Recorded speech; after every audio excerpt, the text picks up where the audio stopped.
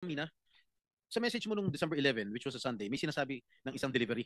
Tama po ba? Yes po. Ano ito? Para saan at para kanino? I meant by delivery po are the documents na hinihingi niya po for the processing po ng joint venture with the supposed contractor. Hindi pera ito. Kasi ang in-insinuate ni Bryce Hernandez no sa House of Representatives nung nag-testify siya, ang insinuation sa akin, because of my connections allegedly with certain Beng Ramos and yourself, na staff ko raw si Beng Ramos, yung delivery, ang pinalabas niya sa House, yung delivery niya, yung ibig sabihin ng delivery, pera. Na nag-deliver ka ng pera straight to my office. Yun Hindi ang, po yun ang ganun insinuation yung, niya eh. ang agreement po is kami po kasi yung gagastos sa processing No, fee. no, no, no. So yun po siguro yung nire-refer niyang I'm pera. telling you that that was his insinuation when he testified in the House Yes. House of Representatives. Yes. Pero right now, you were saying na hindi mo ako kilala, hindi po. ka nagpunta sa aking Hindi tanggapan. rin po. Correct? Yes, Your Honor. So lumalabas talaga na wala akong kinalaman kung ano man ang transaksyon niyo ni Bryce Hernandez. Am I correct? Yes, Your Honor. Sir, 1 second. 1 With second. the permission of Senator Estrada, please. So hindi mo kilala si Senator Jinggoy at hindi ka nagdala ng pera sa kanya? Hindi po. Kahit po kay Bryce, wala po akong dinalang pera. Okay. So talagang safe ka na. Please continue. Okay. Nabigyan ka ba o na-awardan ka ba ng DPWH project ni Bryce? Wala po kaming na-award na project dahil hindi nga po kami natuloy na mag-bid, Your Honor. So kasi again for the last time, pinalalabas kasi ni Bryce Hernandez ng text message ay patungkol sa akin. Okay? Very clear yan. Pero mismo ang taong kausap sa text ay nagpapatunay na kayo, na wala naman akong kinalaman dyan. Wala po. Confirm? Your Honor, ang usapan pa lang po namin is magkakaroon pa lang po ng joint venture para po mag-qualify po kami. And for that, sa ganyang pagkakataon po kasi, meron pa pong invitation to bid and hindi ko pa rin po alam kung ano yung project specifically dahil nga po over the phone lang kami nagkakausap. That's why I want to send a staff para po mas malaman mabuti ano ba yung project na sasalihan po namin na for the joint venture agreement. Before you proceed, Senator Jinggoy, the committee welcomes DOJ Secretary Crispin Boying Remulla to the Senate. Thank you. Thank you. So, tapos na ako sa'yo, Tamina. Di ka Sambales Nice ka to pala? meet Di ka you, sir. Sambales ka? Opo. Lumaki ka Sambales? Yes po. Marunong ka magsalita? Opo. And to add po, my father is also a public servant for more than half of his life and he's known to be incorruptible. Kaya ang sakit po na madrag talaga yung pangalan. Okay. Tanda mo manambali? Yeah po. Okay. Anyway, for the record, Engineer, I'll be asking questions to, propound questions to Engineer Hernandez. Are you done with Ms. Mina? So we Yes, can excuse her? Yes, please. Unless other members will be asking questions pa. Wala naman. Okay, so you cannot leave yet. Okay. Mr. Bryce Hernandez, hindi tayo personal magkakilala. Do you confirm? Yes, Your Honor. Ni minsan ay hindi po ako tumawag sa'yo, nag-text message sa'yo, nag-message. Tama ba? Yes, Your Honor. Sinabi mo sa testimony mo sa House na binigay mo ang pera kay D.E. Henry Alcantara at siya ang nagsabi sa'yo na bibigyan daw niya ako. Is this correct? Wala pong specific na sinabing ganun, Your Honor. Pagkatapos mo ko dinurog sa House, ngayon wala kang specific na sinabi. Yung dito po kay... Pakinggan mo muna ang tanong ko, Mr. Bryce. Sabi mo sa testimony mo sa House of Representatives na binigay mo ang pera kay D.E. Henry Alcantara at siya ang nagsabi sa'yo na bibigyan daw niya ako. Is this correct? Tungkol po dun sa 2025 projects, opo. Okay, Po dun sa 2025. Mr. Bryce, you mentioned the name or names of Senator Estrada and Senator Villanueva. You said Senator Estrada twice on 2 occasions sa House. Yes po. One, 10:40 a.m. Sinabi mo, Senator Jinggoy Estrada and Senator Villanueva with a list of projects. I remember that. No? Yes po. And then on another occasion, 12:50 p.m., yun na yung pinakita mo yung screenshots na walang kahulugan sa ngayon, lumalabas. Yung kay WJ, kay D. Alcantara, tapos nilink ko kay si Beng Ramos, nilink ko kay Senator. Clear na yun? Yes. Clear na yun? Actually, regarding po doon, Your Honor, meron po akong follow-up na Sige. text message po na nag-confirm na nagdala po it's either Ma'am Beng or Ma'am Mina sa office. Dinala po doon sa administrative officer namin noong time na yun. Meron po akong text message na yun. Galing po sa Chief of Staff ni Boss Henry Alcantara. Kinonfirm po na nakapagdala ng obligasyon sa office. Do you have that? Yes, I have po, Your Honor. So that's related to the WJ. Yes po, Your Honor. Nagdala ng pera. Can you show that? Yes. Or sige, basahin mo nga. Page. Kaninong office yun? Kaninong office? Ito po yung text message sa akin nung staff po ni Boss Henry. Sinong staff yan? Carlo Rivera po. Carlo Rivera. Sige, pakita na sa screen. Sige po. Nandito ba si Rivera? Andito? Hindi ko po napansin, parang wala po. Baka pwedeng paimbita, Mr. Chairman. We will.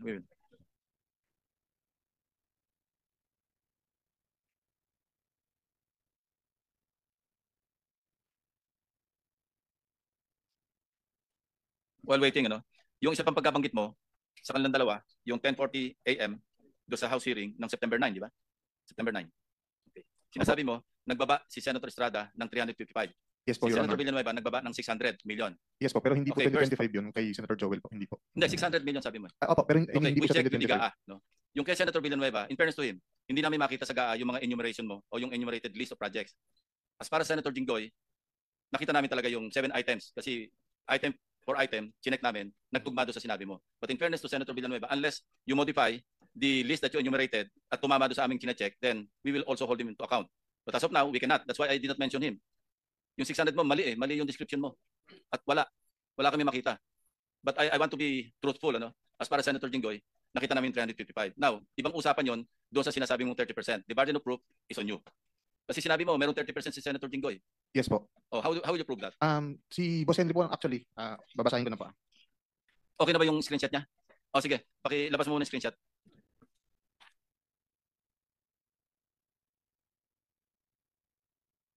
Oh, sige. You start reading from your cell phone. Sige.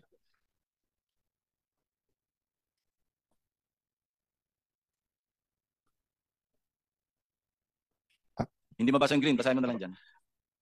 Ito po, ang highlight na lang po natin, Your Honor. December 16, 2022, 11:20 in the morning, nag-message po ang staff sa akin ni Boss Henry, si Engineer Carlo Rivera po. Ito po ang message niya. Boss, good day, M. Nakuha ko na po pala kay AO, which is Administrative Officer, yung pinadala nila Mambeng Ramos. Yun po. Yun. And then? Wala, iba na po ito eh. Ito pala. Good day, may bidding ba tayo? Nagtanong po ako sa kanya. Ang sabi niya po, wala pong bidding today, Monday po ulit bidding natin. Tapos nag-message po siya ulit ng December 16, 2022, 3:26 PM. Nandito po si Kuya Sani, papasabay ko na din po ba yung kay Beng Ramos? Sabi ko, okay, sige, pakipasabay na. Anong context yan? Yung pera po, na dinala nila Beng Ramos. Anong project yan?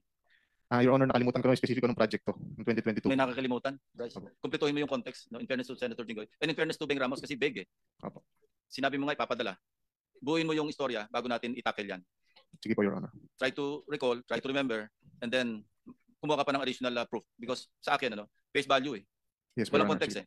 Opo. Mr. Chairman, if I may, just to Yes, follow Senator up. Villanueva. Thank you very much, Mr. Chairman. Just to follow up on what you mentioned a while ago, Mr. Chairman, and I thank you for walking the extra mile in looking at the particular items that this so-called witness made mention during the House hearings, Mr. Chairman. Meron po ako ditong 2023 GAA, Mr. Chairman. 2023 GAA. Sabi po niya doon sa hearing, Mr. Chairman, nasa GAA daw po. He was under oath when he said it. Binasa ko po lahat to, Mr. Chairman. Actually, nagpunta pa po ako sa 2024 at 2022. Actually, he mentioned 2023, di ba? Opo, tama po kayo, Mr. Chairman. So, mamaya habang break po tayo, at I will not, I wanted to appeal sana to my dear colleagues if I can ask questions dahil grabe yung ginawa sa atin. Pero, Mr. Meron ka Chairman, naman dito kasi last kang dumating. So you're number 13 after Senator Gatchalian, Senator De La Rosa, and then ikaw na. Opo, So after Mr. lunch, Chairman. after our lunch Yes. break, you can have your time. Mr. Chairman, just to point out, Senator, go pa Mr. pala. Chairman, just to point out po, Mr. Chairman, a few seconds lang. Mr. Chairman, ito yung 2023. Pwede ho ba ibigay natin kay Bryce ngayon, Mr. Chairman? Hanapin niya po dito yung sinasabi niya doon sa House na nandito yung binabanggit niya na may flood control project si Joel Villanueva. If we can, Mr. Chairman, that's Yeah, okay. but later, we'll give you your time, your 5 minutes Thank you. after the break. Senator, ikaw pa no? Yes, thank you, You Mr. have Chair. 2 minutes and 31 I'll seconds. just wrap up po. For the information of our of the committee. Yung sinasabi po ni Bryce, December 16 of 2022, I have not participated in any budget process for the projects for 2022, and that is very, very clear. All right. Engineer Alcantara, sinabi ni Bryce na binigyan daw niya sa iyo yung pera at may mga nakausap kang politiko na ang sabi niya, binigyan ka ng pera para ibigay mo sa politiko. Am I correct?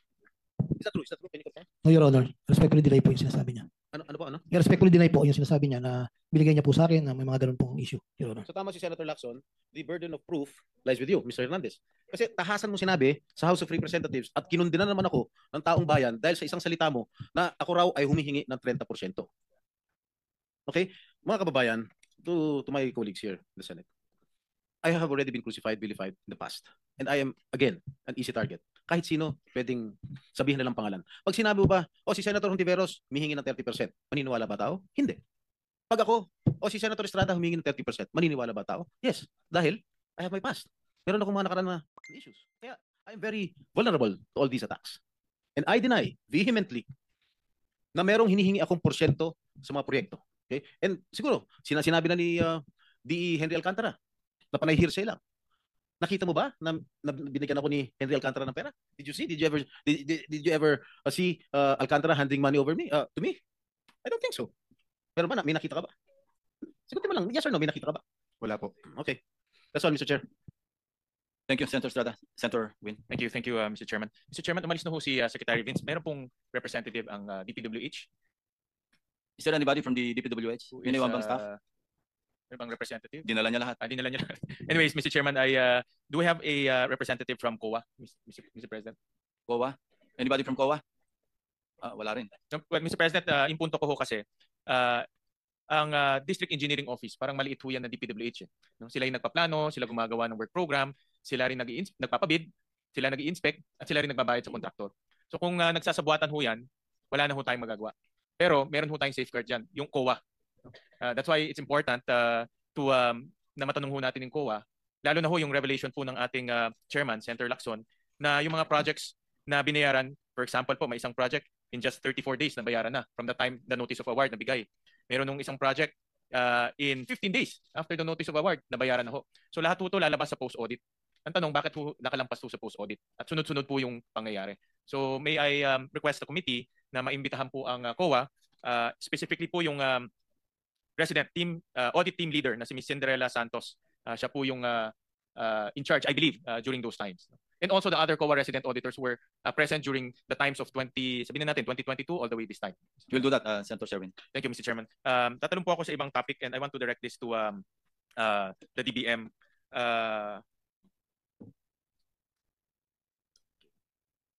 Sa DBM, Yusek, under the unprogrammed allocations, pwede bang meron bang flood control projects na pinupondohan?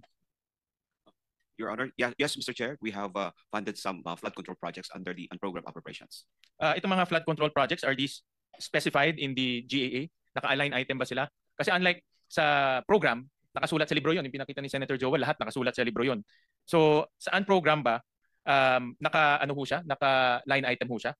There is no list of unprogrammed appropriations for rather for flood control projects, Mr. Chair. So wala hong line item sa unprogram, pero napopondohan using the unprogram.